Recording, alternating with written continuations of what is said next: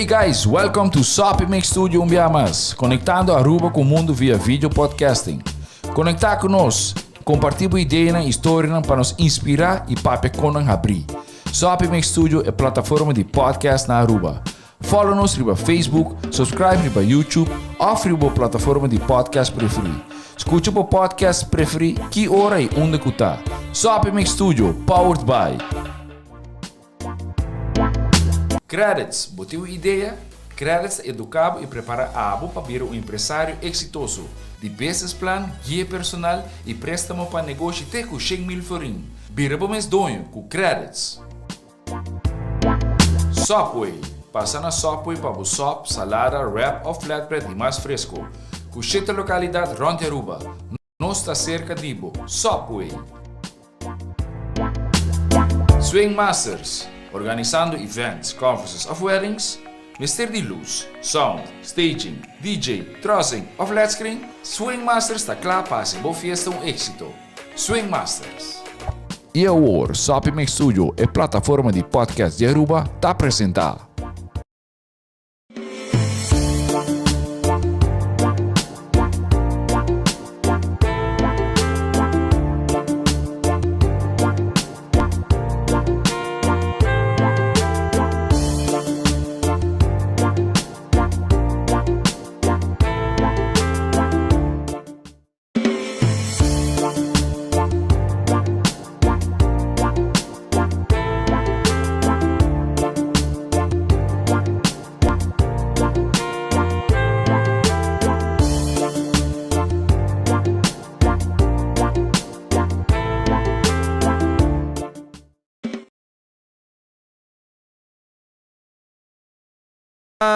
Welcome. There we go, we're live. We are live because agora aqui também tá third time is the charm, and I'm gonna explain that in a little bit. Patrujende, welcome to nos viewers and listeners de FLORIN TALK.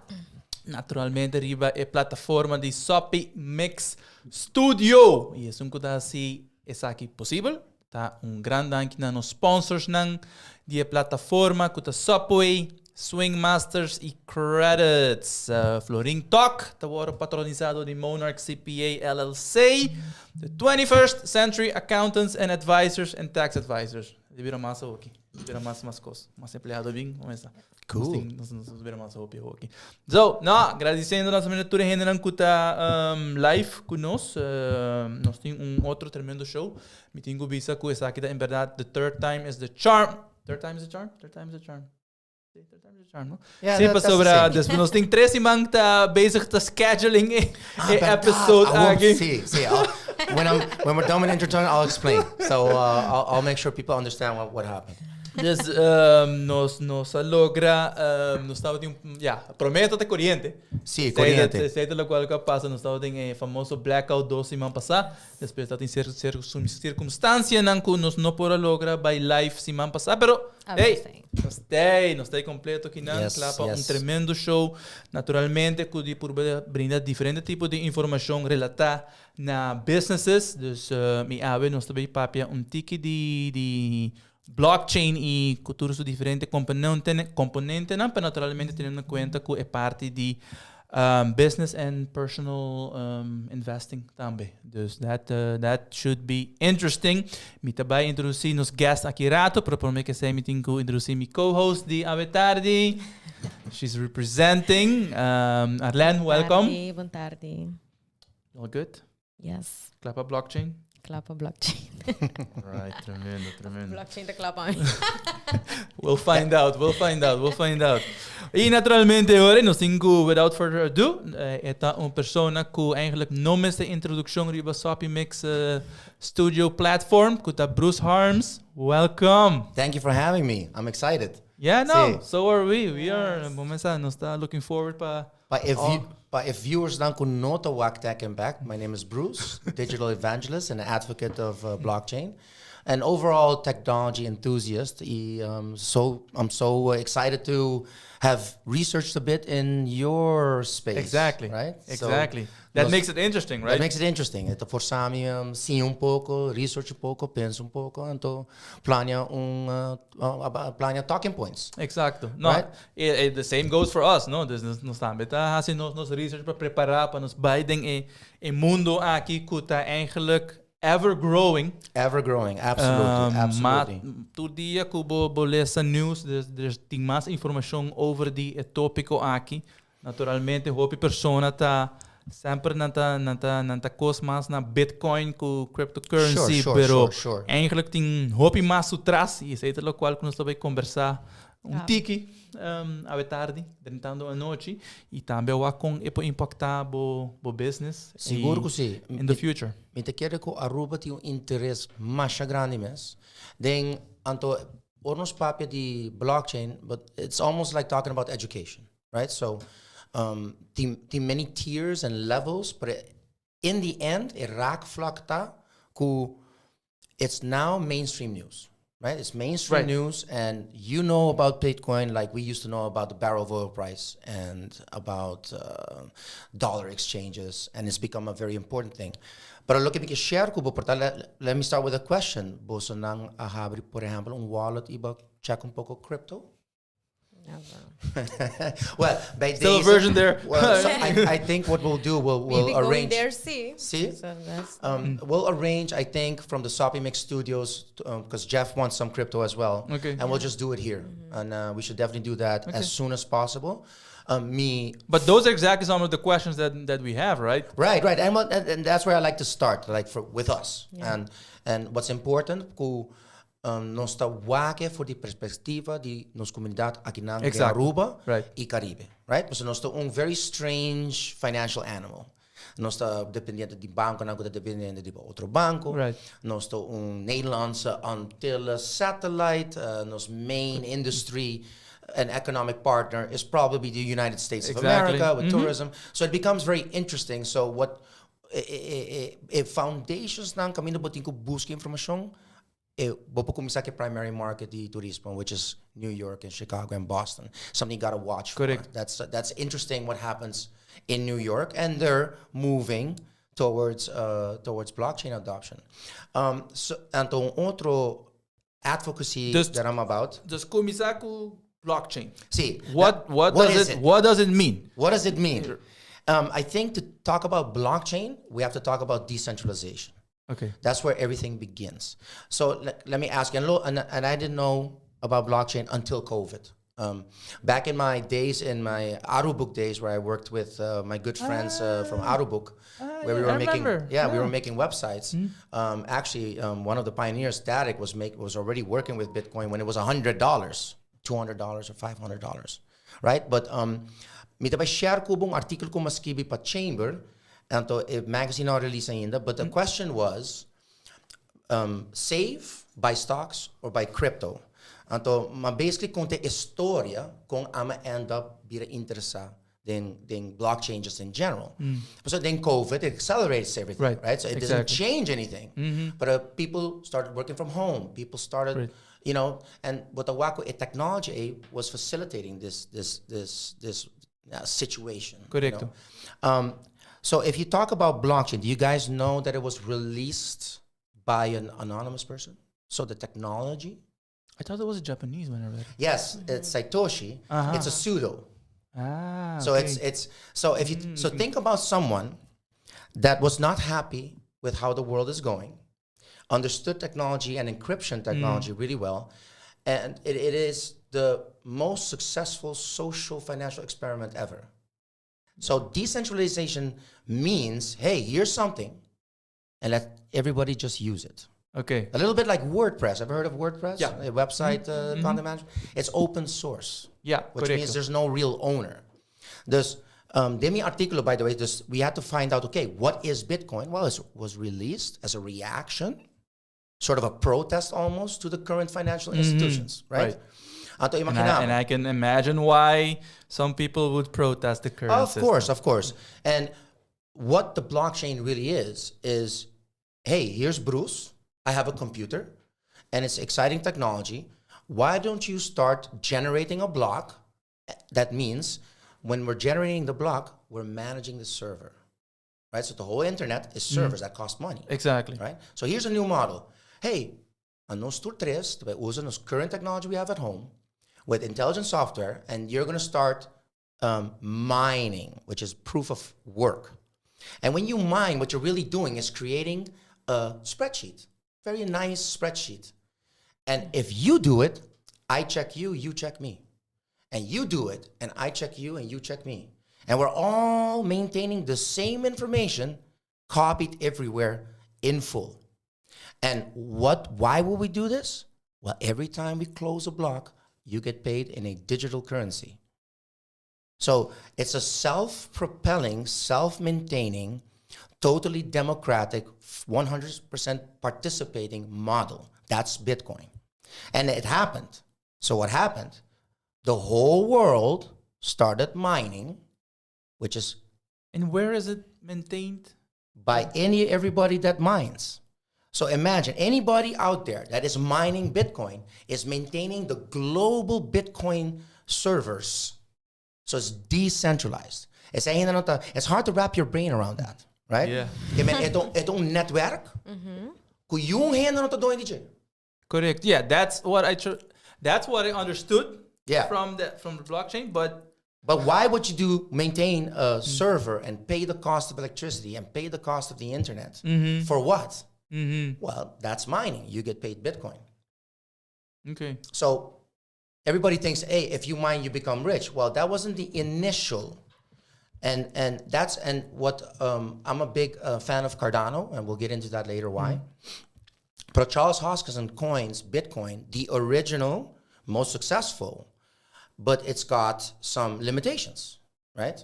And this is where Ethereum, I'm sure you've heard of it. Ethereum is the number 2 coin, right now at about $3,500. Wow. Okay. And by the way, and here we go, I'll segue to NFTs. Ethereum is the pioneer of making non-fungible tokens, which is basically, I can put any object onto the blockchain and confirm it, right? So, ora si amik ti un portrait, I can upload it, they call that minting, and I can turn that photo into a digital asset. Right. And that's very interesting. And that's related to NFTs? That is an NFT. Okay. Okay. That's what I understood. Let me finish with my monologue, and then we're going to go through an interaction. Okay. In my article, the question was investing or saving, investing in stocks or buying crypto. Well, here's an interesting number. If you would have saved $500 in 2010, it depreciated. Right. Inflation. Inflation. I can't buy the same groceries I could, right? If I would have invested in Apple, very popular, amazing stock, I could have pulled out at 7,500 in December, right? Yeah. And here we go. So if you would have bought $500 worth of Bitcoin in 2010 December and had the discipline to not worry about it, not sell it, you would have had over a couple of million worth of Bitcoin. Now, liquidating it now is easier than ever. Okay, because that was good. My next question. But the food for thought is, and I don't think that will ever happen again with any coin, by the way. That was a moment in time. It was a hyper bubble and another hyper bubble and another hyper bubble and COVID. But of course, from a appreciating asset standpoint with the most chances, I do advocate for blockchain and cryptocurrency if you think about how I just framed it and how where the world is going.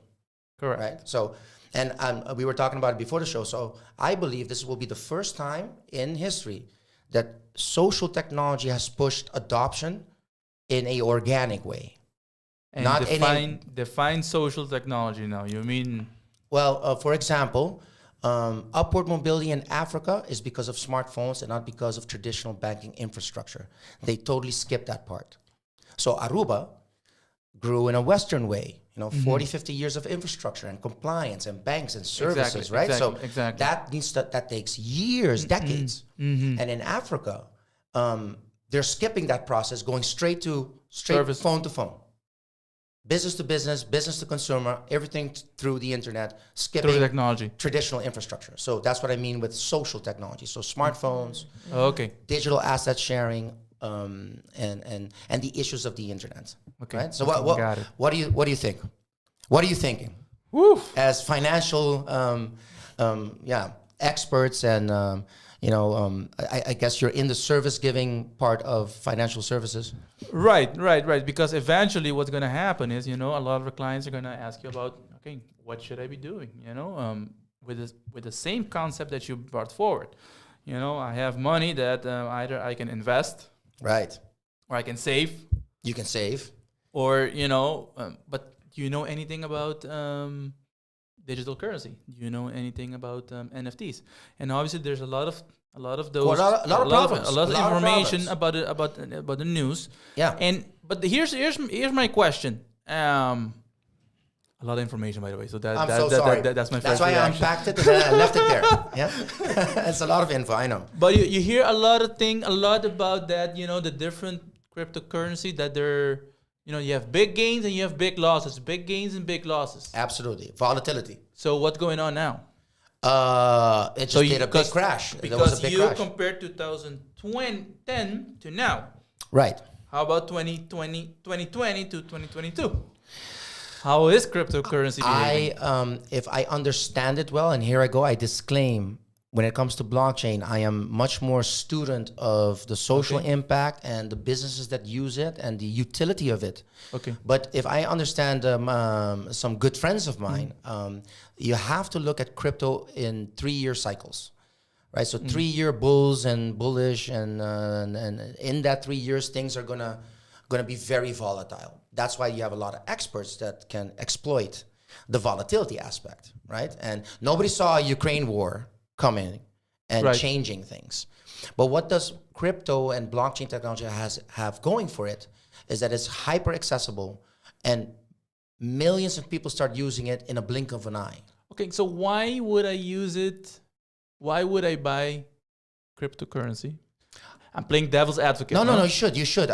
Because remember, Bitcoin has problems that banks have already solved. So we're in the first child phases of self-financial management and compliance, right? So, for example, I've made huge mistakes. I have friends that have lost a lot of crypto just because the level of due diligence that you have to do is you have to become an internet expert, if you want to be safe. But why would you buy crypto? I see it this way. Is it possible for you to have digital assets instead of physical assets? So let's compare it to investing in 6 apartments, right? Mm-hmm. Right, and think about those 6 apartments in the scope of where we are on Aruba, for example. And I could invest, let's say nowadays with the materials, let's say 500,000 guilders for a small. And if you think about investing potentially 1/10 of that in digital, the right digital assets, and here comes the caveat: safely do it and safely hold it.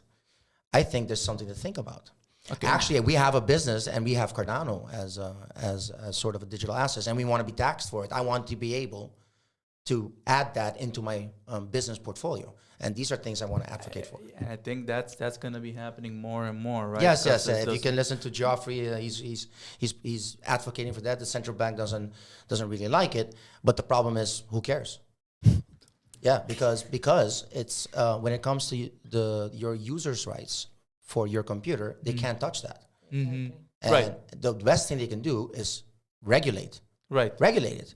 And here's another thing. Let me ask you this: do you think Bitcoin is something that is criminal? For example, does it have a criminal feel as you guys as experts in the financial sector? I don't believe. I've never felt that. What I feel about crypto is, and that's also a part of the digital concept, right? You can't see it, you can't feel it, you can't, to the best of my knowledge, and maybe you can, No. It's hard to wrap your brain around. Right? It's non-tangible. And how do you, for example, in stocks, if you want to go invest in stocks, I know exactly what to do. Exactly. Yes. I need time. And you need money to invest too, but the same for crypto. But you need time, because I know exactly what I need to be looking for specific companies that I want to invest in, or mutual funds. You do your research. How long did it take you to be in a comfortable competency level when it comes to investing in stocks? Like for me, building websites took me about 10 years. Mm-hmm. Well, I'll answer the question in a different way. Sure. It took me about 15 years to be ready to open my own company. There you when go. I feel that Understood. I'm ready to go. Yeah. So I think what you just said is important for people to not rush invest, not following hype. Hype is a problem that we face as advocates and as people that want to be regulated. Be careful, because crypto does not mean instant. Okay, but how do you choose which one to? Well, I think you gave kind of the answer, because I'm going to mirror that in this way. So you know exactly which stock to invest in which company, right? Well, cryptocurrencies is the same, because there is a group behind every platform, right? So I love Cardano for many reasons. Cardano is led by Charles Hoskinson, which is the CEO, which is a co-founder of Ethereum. Okay. And they have right now, I think, over 500 different contracts with many different types of utilities with crypto, with blockchain technology. The utility of it, for example, digital IDs, and doing a contract with the government of Ethiopia. They also have scalable solutions, and they are thinking about the problem of energy. You know, so they have a couple of check marks that for me make it very interesting. Yeah. And I also know how much he is worth, and they have enough financial backing to go 5 to 10 to 15 to 20 years. And their community is now up to 300,000 participants within the ecosystem.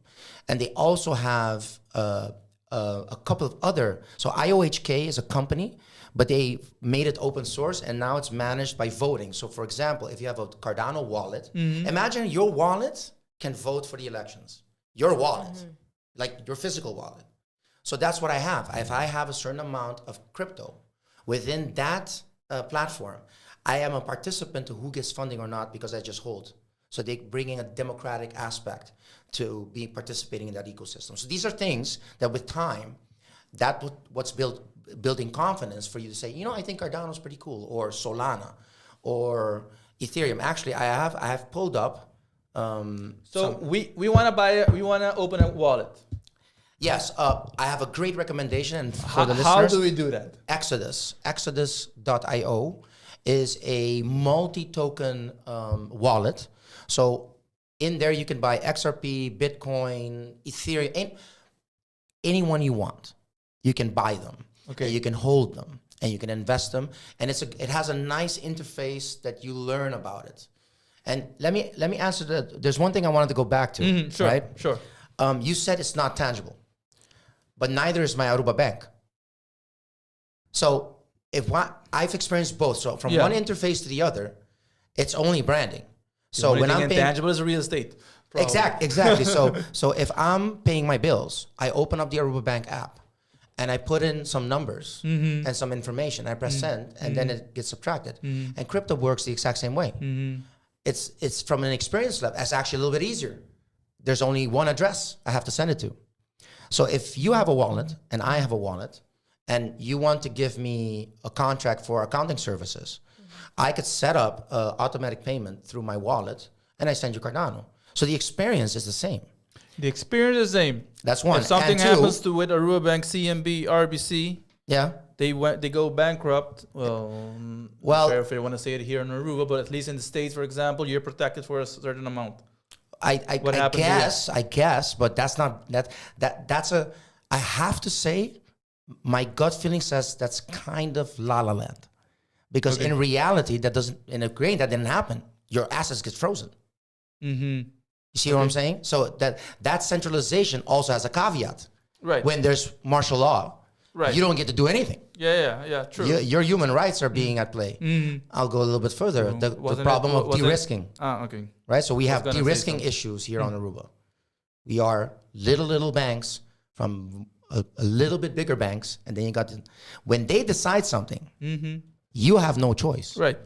And that's why it's important to invest in the right. For 2 years. Bitcoin can never be frozen. Okay. There has to be some kind of solar all computers have to stop working. It is backed up by the community. Nobody can regulate or take away your Bitcoin from you, except you or incompetency, or somebody steals it from you somehow.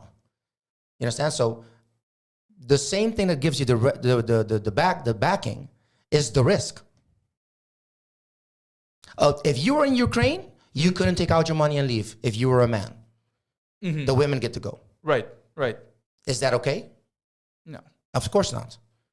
But, you know, and that's why the moral of the story of decentralization is moving away from the third party and being truly democratic and empowering the community. So and now we're always, in the financial sector, it's always about, okay, how much is it worth? Well, yeah, that depends. That depends on a lot of things. How is that determined, the value of the cryptocurrency? Well, this is where your expertise comes in, right? So this is about adoption. This is about people. And people, for example, when people sell a lot, obviously it goes down, right? Exactly.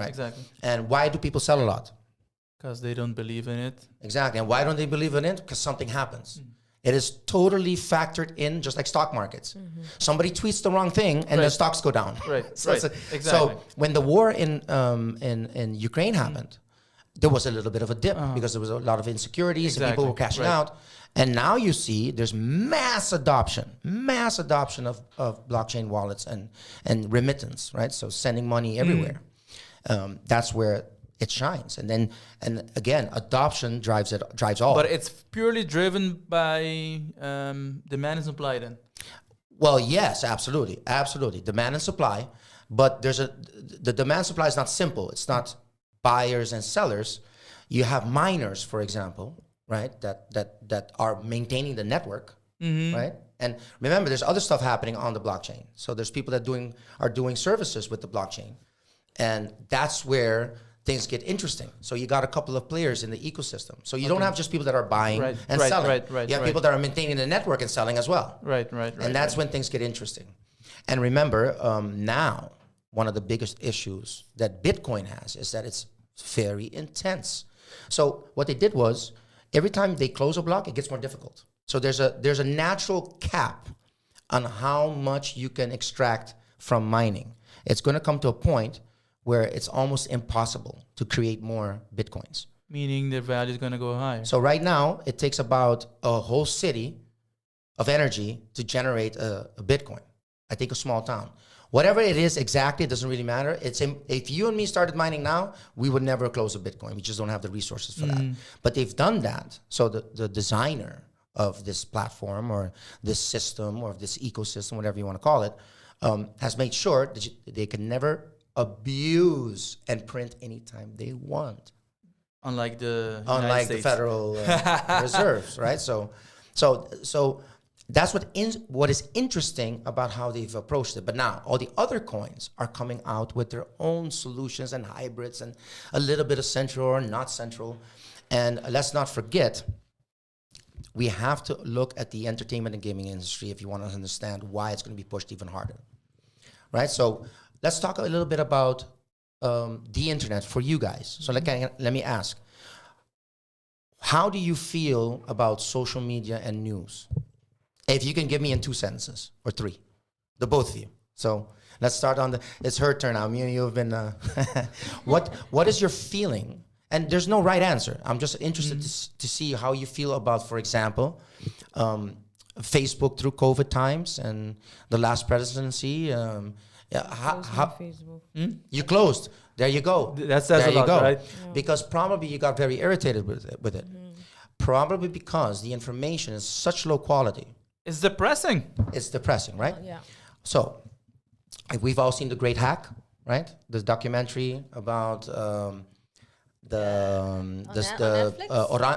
it was called Cambridge Analytica. You know, there was a scandal how they used military internet technology to basically move an election their way. No, I didn't watch that. Well, Netflix? Netflix, yeah, you should definitely watch it. So, I think I know I'm going to watch them tonight. Well, long story short, I don't know if you're aware of it, but me as Tech Impacts, it's sort of my job. Mark Zuckerberg is in big trouble because they've chosen to sell information Right. for the shareholders Right. and not protect the user. Right. So this is called surveillance capitalism. There's a book about that, where covertly companies are selling your data without your knowledge. So this is what we call the problem of Web 2.0. So the rise of interactive internet. In my days, Marktplaats in Holland was just a list. Right. It was a huge website with just lists. Right. Correct. And then you have a search, and then you've got personal messaging, and then you've got interaction, and then it happens within the browser. Remember, you click on the browser, and the whole browser has to reload for the whole website. And now it's like little pieces. This is all internet technology helping out No, it's part of our show. Don't worry. Yeah. And what the problem of the internet has been is this central system has been abusing our rights to understand what's going on. Like another example, have you ever, you have kids? I do one. Yeah. Okay, did he ever play Pokemon Go? No, she didn't. Thank God. Okay, no. Did you play Pokemon Go? I think I remember that. I played it for a little while, so that's it's augmented reality, right? So you run through Aruba, and then you can see. I remember that. Yeah, I remember. Yeah, I remember and that time. it's free, but they make $4 million a year, or $40 million a year. How is that possible? Well, they sell footsteps. They sell footsteps. So conglomerates, for example, like Starbucks in New York, they'll put one of those special Pokemons, those limited edition, and then did you see that video where thousands? Well, that's what they're selling, but they're not being honest about it, or they're hiding it in the disclaimer. So Web 3.0 is the empowerment of the user, starting to understand what's going on. And when did that movement start? A while back. And you can the reaction is software. So Brave is the browser I use now, has constant ad blockers for me. It blocks ads. Have you ever searched for something and then the ad comes back to you in your YouTube? Oh, absolutely. That's called retargeting. That's also a business, by the way. Yeah, absolutely. But that we know. is it a fair business? Right? I mean, do I really have to watch YouTube and get bombarded all the time by Crown? Hats off to Crown for being absolutely, I agree. There's what a lot they're doing, hats amazing. off to it, but I do get a lot of complaints. Right. So at the Chamber of Commerce, people complain about it, but they are doing retargeting and online marketing. But what I want to see is a new world, right, where maybe I could earn on Facebook through crypto if you sell my data and be fair about it. And it's both ways. Or let me pay a fee and leave me alone. I love Netflix. Leave me alone. I'll pay $9 a month. Leave me alone. Which is what YouTube started doing. They have Premium. YouTube Premium, right? But one problem is we're still not going in a direction of full transparency, right? And this is what decentralized concepts can do. Like co-ops, right? And in America, they got co-ops where the workers own a share. Right. These social concepts are where blockchain is going to live. Okay. And very important, empowering the artists. So for example, is it fair that our good friend Joe Rogan gets a multi-100 million contract with Spotify, but the artists that are the flesh of Spotify are being underpaid? Right. They can't really, become independent. There's a difference between being rich or being an independent artist and trying to pay your bills. Correct. And I hope to see a blockchain-powered answer to Spotify, and that's going to be interesting. Like Crypto.com. Crypto.com.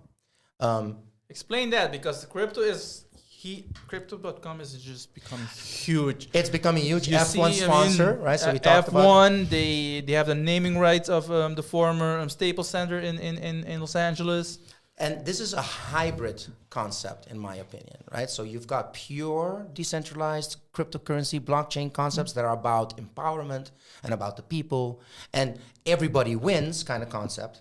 But then we have these hybrid concepts as well. But what I love about Crypto.com, that's putting the concept a little bit more on the map, right? And right now, what I saw at Crypto.com, they also sell NFTs and they sell. We're going to talk about that a little bit, because we're gonna get there. That's a very hot item. We'll go from there straight to NFTs. Yeah. But what's interesting about crypto is that from a awareness perspective, it's a good thing.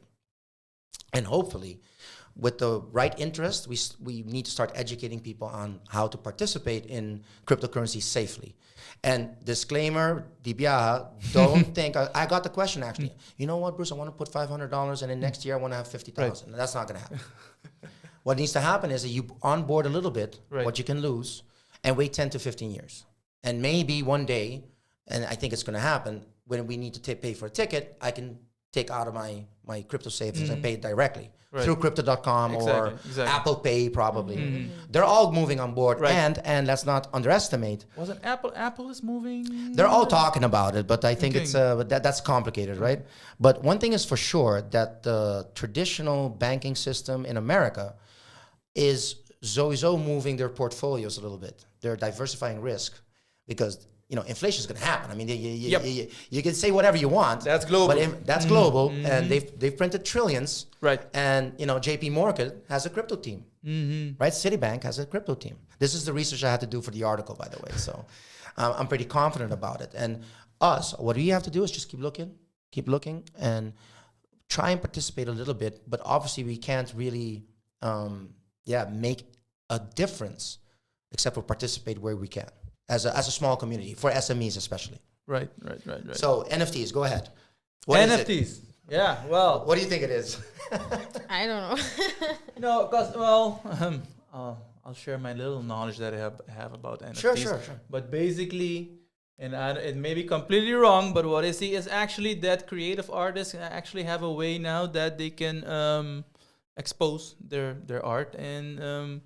among other things, it's not only artists, but that's what I've seen so far. I think it's a great place to start. Yeah, absolutely. Where they can actually, the talent that they have, the gift that they've been given, they can actually, get return for it. What you have to compare it to is, for example, have you ever seen a YouTube channel that asks you to be a patron?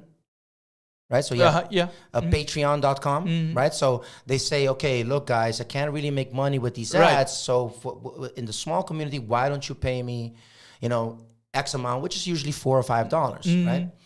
That's about empowering the content creator.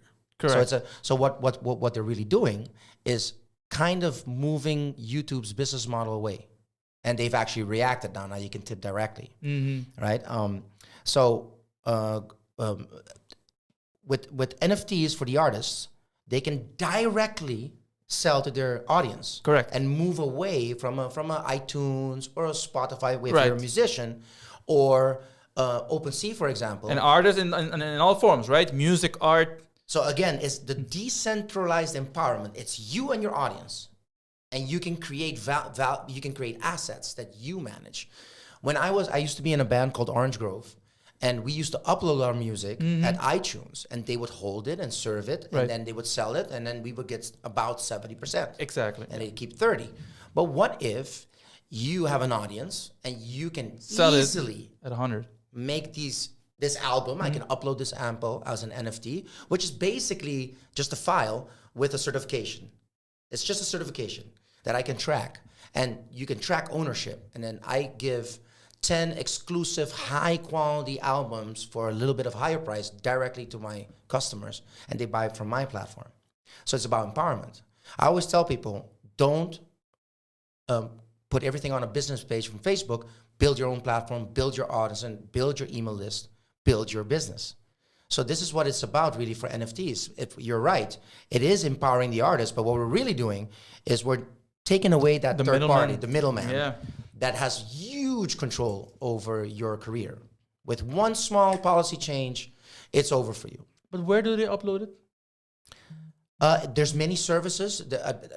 That's a complicated question because it depends on the platform. So, for example, Local Store so Tech Impact works with Local Store, and we've experimented with NFTs. So, Local Store, you can go to localstorenft.com, and you could get a unique Local Store bottle NFT that gives you special access to events. So what we're doing is sort of a club. You're going to be an NFT holder, that you learn about it by opening a wallet, and we'll teach you how to use it. And for example, at the Super Bowl, you get a free bucket of beer. And you can take that to many levels. So these are the applications of NFT for businesses, for example, and content creators. So a lot of content creators are expanding. Because I think that's one of the struggles that people have. No, where do they go? And that's why I posed the question, King. How do you open a wallet? Where do you go? And you just mentioned, you got to go to Exodus. So Exodus is So that's, I think, that's where, I guess, they have to do their own research, but I think that's where a lot of people struggle with getting the information. And where can I see NFTs? And I know, I subscribe to a couple of the pages, not on Facebook. I do everything on Instagram now. Yeah, but that's where the information that I get. But for, other people, maybe it would not be as easy. That's the reason for that project. So when people ask me, what is this really? And then the answer is pretty much, it's educational, and it's experimentation, and it's research and development, and which the whole landscape is really doing. What we're doing is doing it on a small scale, and we use Cardano because I could turn the artwork into an NFT. Mm-hmm. And just so you know, that process is called minting, and it's different everywhere. So Ethereum, for example, holds sort of they're the biggest. The OpenSea, for example, is a marketplace for NFTs. It's usually visual arts, right? And it's all in Ethereum. The problem is for a small artist, let's say I'm going to be doing an expose of some artwork that I have. Right. If I would want to put that on OpenSea, it would cost me about $300 to $400 worth of Ethereum, which is way too much money to experiment with. And in Cardano, we could do it for $10 and $15. So these are interesting things to understand in these platforms. So what are they offering towards a community, right? Not only, why would you want to buy Bitcoin or Cardano or Ethereum or Solana, but more, what are we going to be doing? Can we create one for Aruba? Create a token? The three short answers is yes. Central bank digital currencies, the CBDC, they could do it. But we could definitely experiment if you have the development and try to pick a platform and make our own tokens. But I don't think you could do that easily by doing the right community building. So for example, if Local Store NFT goes to ATA and says, hey, why don't we work with the local artists and push forward through your platform? That's exactly where I'm trying to get to. So what Aruba.com has, for example, and my personal opinion, and I have some experience working with Aruba.com. We used to have an app, the travel app, from Aruba.com. They have enormous reach and resources when it comes to visitors, right? So if you have that, and then you combine it with a seamless experience. So for example, we did this project with Taki. We got 5 unique digital souvenirs. Boom, we've got something cool going. Right. So this is something that Local Store, NFT, and us and Tech and Bank we're experimenting with. And I think what we have to do is just get our hands dirty. And another short take a little bit of risk. Take a little bit of risk, but on Aruba, I advocate join a community. So we have a Discord, or go to any community. Don't YouTube Google search, because it's so weaponized, it's so advertised, and people with lots of money sell the algorithm, they buy. It's a bidding platform. If you search for anything, really, bidders come first. Yeah. So the best thing to do is find something you like and then enter the community. For example, Cardano has a forum that has hundreds of thousands of participants where you can ask questions and start getting in that community. So the best answer is get in the community, get to know people, get the right advice. And I think on Aruba, we have many communities, small communities as well, of participants. So people that hold a lot of crypto, people that are into technology. I think there's a guy here, with an exchange. So don't Google search alone. It will cause you won't get, it's not efficient, let's put it that way. Because it wasn't efficient for me. It didn't work for me. In the end, I started listening to bad advice because it looks good, right? It seems like they know what they're talking about, right? But everybody was wrong. Yeah. So I bought XRP for nothing. Yeah. Okay. For example. But you learn. But you learn. But I think for you guys, let's organize with Jeff a little meetup group, and maybe you can even incorporate that with your show, and we'll do it more. Right. I would love to collaborate. What do you? I know you're a student, and I know you're very passionate about this topic. You can feel it.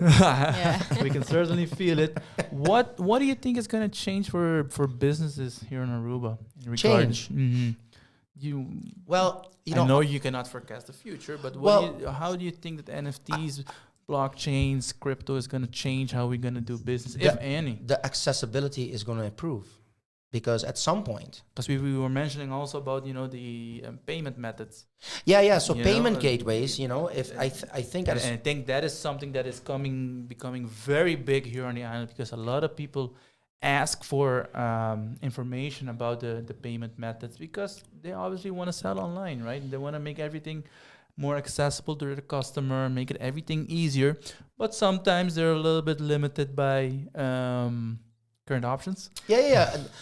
The short answer is, if the local banks, don't want to participate, that will be a problem for them later on if they end up wanting to participate. I like to say this.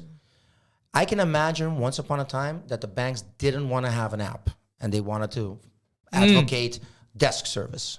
And now we know that that's so I think that's where we're at currently with, adopting this very scary, strange technology.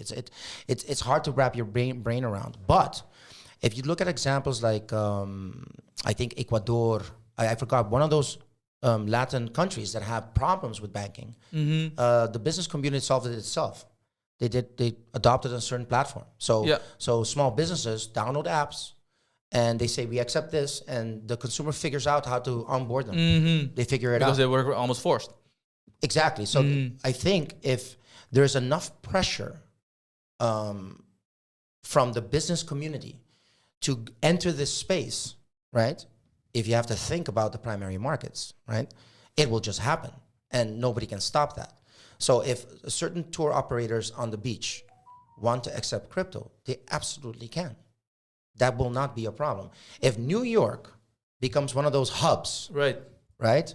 Or Wyoming, and those tourists come here and they go, can I pay you in crypto? Right. The business owner, if he gets enough, he'll just do it. So my forecast is a matter of when, because nobody can stop it. And that's going to be interesting for us, right? It's because we, as the accountants or the tax advisors, we're going to have to account for it. I don't think it only changes how you report it, not account it, right? It's paperwork. It's balance sheets. Right. I don't think, and that doesn't change.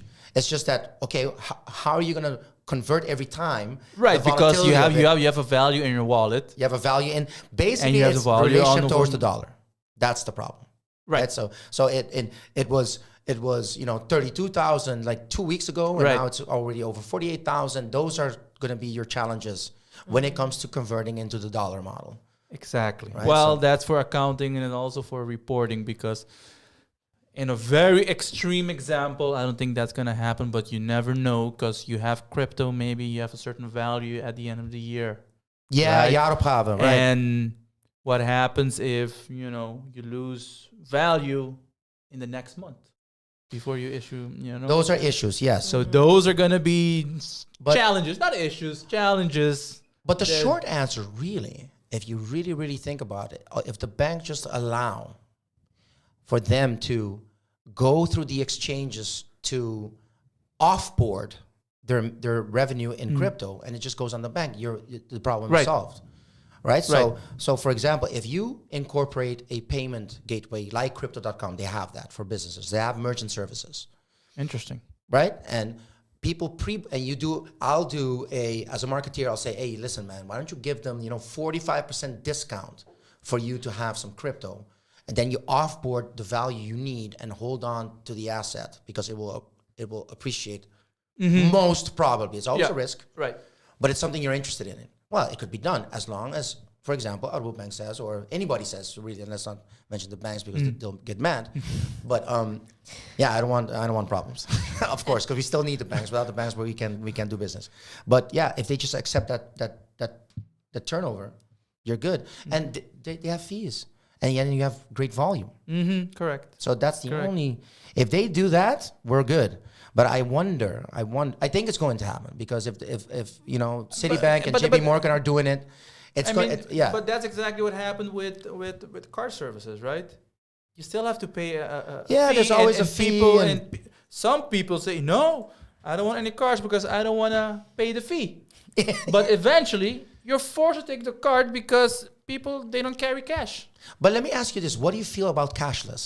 Is how do you guys feel about? I don't carry any cash. Nobody does, right? I mean, that's obviously the past. If you're not paying, if you're forced to pay in cash because it's really, really, really, really small business that's really, really, really struggling. Yeah. Right. Like there's a small, awesome pizza place. I love their pizza here in Pontong, the best pizza in Aruba, and I get it. You know, they accept cash. You know, for many reasons, obviously. But I think cashless is where we're going anyway. And again, your analogy of but it's intangible. Well, money. We don't hold the cash. My cash is not backed up by cash in the vault, right? No. None of us are really. It's all a presence of a button, and somebody true. manages the balance sheet. Right. But can explain to me? Do we have some kind of central bank? Does they hold some reserves? I think we have gold. They have gold here in Aruba. Yeah, right. That's sort of a reserve. Mm-hmm. But I don't recall, because I know, for example, in the States, right, your deposits, they're insured up to a certain amount. But then they have sort of a tier thing going on that you have a certain minimum of gold and then you're good. In Aruba, I don't want to say because... Yeah, maybe we should. My friends at the investment group at university know much better than us, so we should invite them over. We were talking about that group in our last show. See, I say ayahuasca, but it's not. It's ayahuasca. I don't know their name, but one of the teachers at the university was Paul. Jorrit. Okay, no. Well, Paul manages the group, and he manages the group. We should invite Stefan Oosterwel. Shout out to him. He's one of our Bitcoiners. You know, he really knows Bitcoin. He's one of the first one on the island. But he is a purist, though. Me and him, we have some differences of opinion about the future of blockchain, but he definitely knows. But it's a dispute over what's going on really. But one thing's for sure, Bitcoin is the first, and if I would tell you to put something aside, Bitcoin is probably the best bet. Even if you have like 0.002 Bitcoin, which is whatever dollars, that's probably the safest thing you can do. And everything else is a little bit more of a risk. So maybe Cardano, for example, I bought at 30 cents, and now it went all the way to $2, and now it's down to 130. But we're in still better than 30 cents, right? Yeah, but we're in 3-year cycle. You have to think in 10-year cycles, right? And why do they say 3-year cycles? Because usually, if you look at let's call it crypto finance, they cycle and jump within 3, and not in 1. Okay. So things don't really happen on a yearly basis. Okay. So usually it's a cycle of 3, and then a big jump, big drop, and then a big jump, and it's very volatile. But the graph is aggressively going up. So is crypto finance going to be a part of the curriculum in our education? I think it's unavoidable. I think it's going to what I tried to explain to Mr. Rendel de Kort. He came to he came to kind of like be devil's advocate. Was instead of looking at it from a financial perspective, you have to look at it from an internet perspective, right? And what access we have to the technology is already distributed, right? So, for example, my example for Africa is that. So. And let's think about another thing that I want to add, and you reminded me, is that there are huge pushes to skip phone telecommunication technology, right? So phones run the internet. T1 connections run the internet. And that's traditional infrastructure. That's poles and wires. There's no such thing as cloud. Right. It's a pole. Right. Then it goes into a wire, and that wire has a global network. You mean landline? Landlines, exactly. So the internet is not cloud. It's actually like a train system. But what they're doing now, so SpaceX and Amazon and all these tech competitors, is low orbit satellite technology, right? So they're going to create constellations of satellites that are because the satellites are small. And what they want to do is create, the 60% that's not online can go online through their phones. Okay.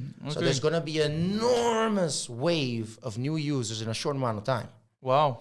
And again, who's going to be capable to really offer financial services to begin with, which is everything. That's how economies run. So this is something that I'm looking at like, here we go. So that's why India is interesting. They're fighting over phones. That's why in Africa now, the Africans are developing their own phone to fight the Chinese importation of technology. So there's a lot of fights there that are interesting for financial people. And new users means new business. Exactly. Especially if you're exploring, becoming an NFT holder or going online. And e-commerce, that is the true borderless economy, right? So e-commerce is a place that we on Aruba, we can maybe exploit, because if you want to get into a space of selling something outside of the borders, digital is the way to go. Because we're not going to be producing all the way and selling in the numbers we need to, or anything really. Even cannabis it's not realistic. I mean, even if we try to compete with Colombia, it's going to be really tough. But we could have a plethora of culture and have cultural representatives creating great content, or a development community that specializes in legal infrastructure within the Netherlands Caribbean. I'm just saying something.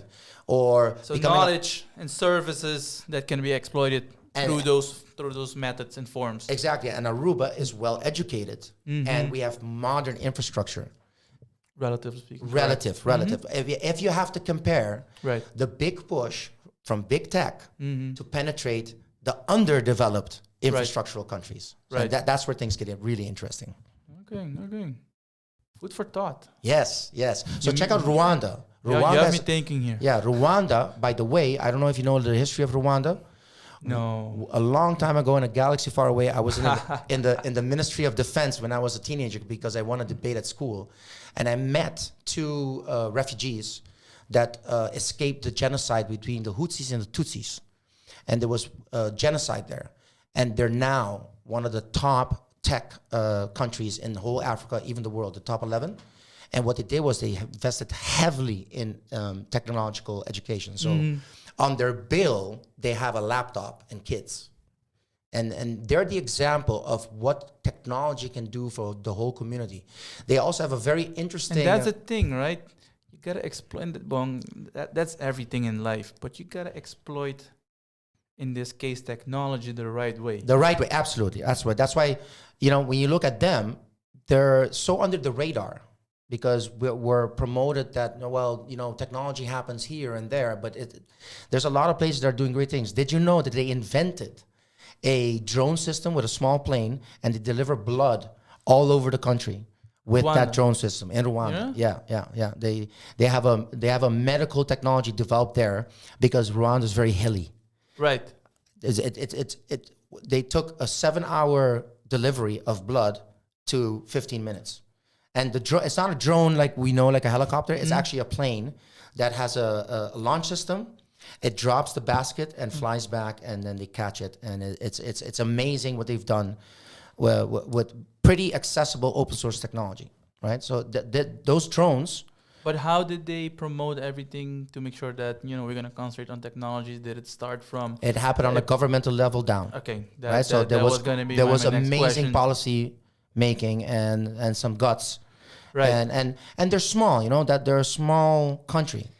But you should check that out. That was an amazing story. I learned this by watching a Japanese financial show, because I would have never gotten there.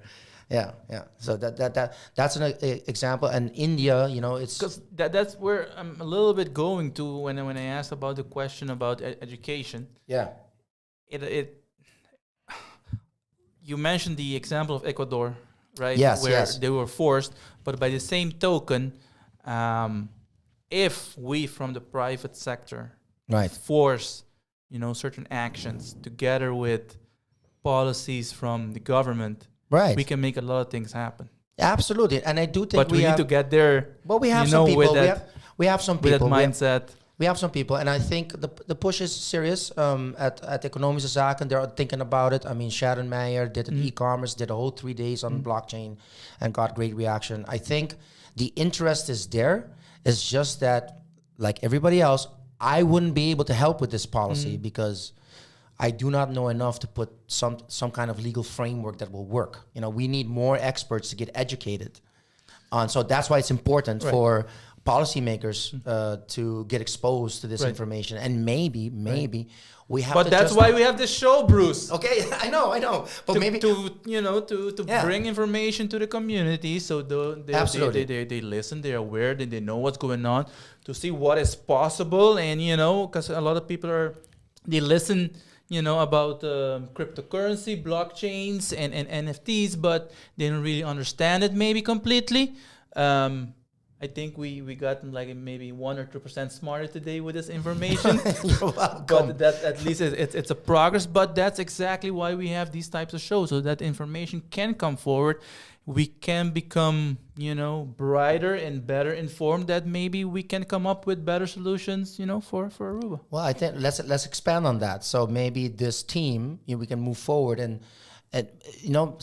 what I love about talking is like brainstorming. So exactly by ping-ponging, we end up somewhere else. Right. And maybe the short-term solution, and when I say short-term is, the term of government as it is now, which is now 3 years to move forward, is maybe we got to just look for the right examples, the inspiration examples, reach out, find out the designers, the makers, the architects of those great projects and bring them over. Right. And generate budget for that.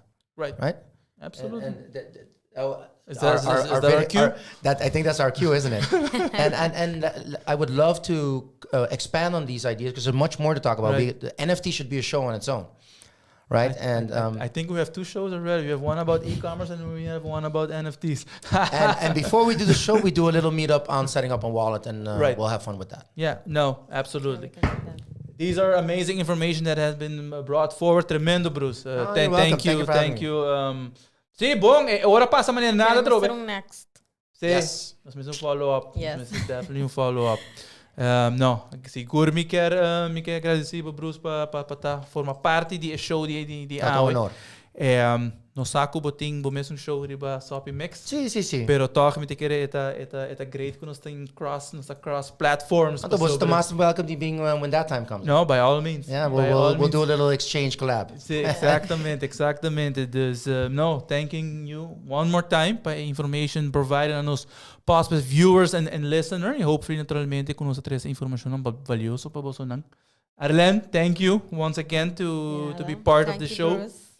Thank you. Sakita FLORIN Talk. Sakita FLORIN Talk. FLORIN Talk. A business podcast show riba plataforma de Sopi Mix. Presentado naturalmente do Monarch CPA LLC. E Sakita está season número 2, episódio. Mita vai deve boso. I think it's 5 or 6. Next time I'm Season 2. Sure. Season 2. Nice. Good for you. We made it through the first one. No, it's been a blast. So e naturalmente nós estamos contentes com nos conseguir ter essa informação para a community out there. So if you guys have any questions, você pode post naturalmente em comments nang. If not, naturalmente sempre pode message Sopi Mix e nós lo make sure que nós lo brindamos com contesta nang. So thank you for tuning in. Outro semana nós temos outro interesting episode. Nós também post naturalmente information over the episode, pero it should be fun once again. So thanks for tuning in. Naturalmente, prometing lubida mi sponsors ng the Sopi Mix platform. Kuta Sopi, SwingMasterz e Qredits. Sakita FLORIN Talk. Nos stay 2 Mars, 6 p.m. 6 horas da tarde in punto. So thank you, Bruce, Arlen. We sign out. Peace.